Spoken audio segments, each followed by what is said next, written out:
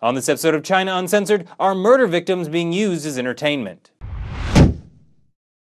Hi, welcome to China Uncensored. I'm Chris Chappell. The human body is an amazing thing. Almost every ancient civilization on Earth believed that in some way or another, the human body was created by the divine, in the image of God, and people have taken the study of the human body very seriously. And more often than not, the human body is related back to heavenly principles. In China, there's the Tai Chi, the yin and yang. The front of the body is sometimes considered yin, while the back of the body is yang. Then it's believed that Tai Chi gave birth to the Bagua, or 8 trigrams, and all the joints in your bodies comes in 3, just like the Bagua. And it's no coincidence that Chinese have based martial arts off of Tai Chi and Bagua.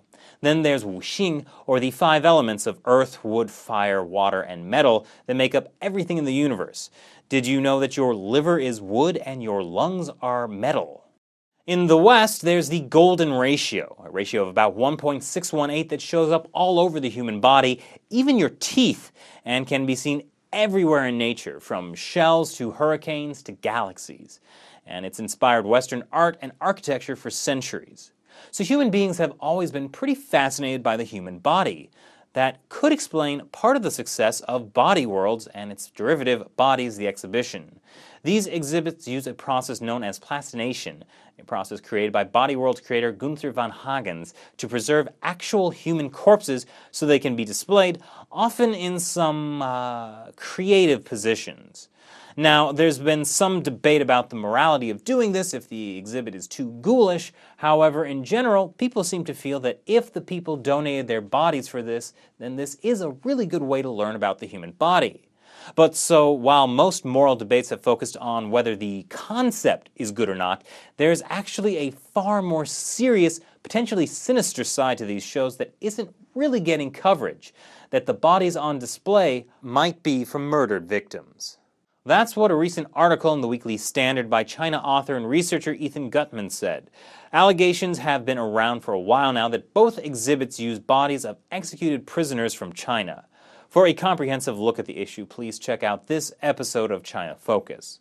We know China gets organs from executed prisoners, and there's growing evidence that those executed don't necessarily have to have committed any crimes or have gone through any kind of legal process. Transplant numbers grew quickly after 1999, and now about 10,000 transplants happen in China each year. But even high estimates of executions couldn't account for the organ sources, because things like tissue matching would require a much bigger pool of organs. So where do those extra organs come from? Ethan Gutman, as well as other investigators, have an answer. Practitioners of Falun Gong, a Buddhist revival movement, he calls it, people murdered by the Communist Party for persisting in their faith after a nationwide crackdown that began in 1999. And what happens to those bodies after they're killed? Plastinated specimens are surprisingly profitable. Could these bodies serve a dual purpose? The allegations about forced organ harvesting came out in 2006. Mr. Gutman said he didn't believe them at first, but after doing some research himself, he concluded that the allegations couldn't be dismissed. Since I want to focus more on Body Worlds and Bodies the Exhibition right now, if you want to know more about the forced organ harvesting of Falun Gong practitioners, you can watch my 3-part series, China's Secret Holocaust.